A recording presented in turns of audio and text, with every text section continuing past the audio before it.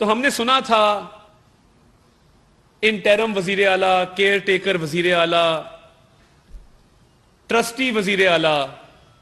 तो ये जुडिशल वजीर आला पहली दफा देखा है कि एक जुडिशल ऑर्डर से आइन और कानून के तहत कायम करदा सूबाई हुकूमत को गिराया जाता है और एक जुडिशल ऑर्डर से एक नई हुकूमत को सूबे में इंस्टॉल किया जाता है।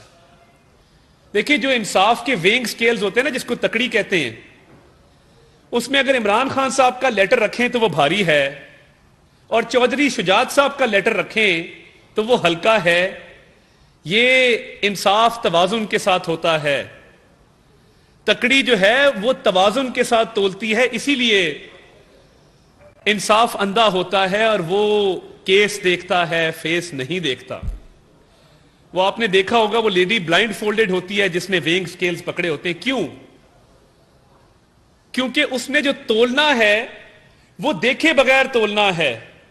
और तकड़ी जो होती है उसमें यह नहीं हो सकता कि एक तरफ पार्टी की डायरेक्शन नहीं है।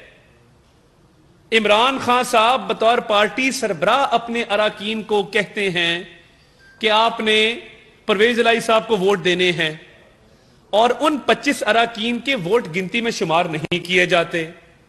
दूसरी तरफ बतौर पार्टी सरबराह चौधरी शुजात हुसैन साहब अपनी पार्टी को कहते हैं कि आपने हमजा शहबाज शरीफ को वोट देने हैं, तो वो 10 वोट इजाफी तौर पे वहां डलवा दिए जाते हैं। ये दोनों चीजें इकट्ठी कैसे हो सकती हैं?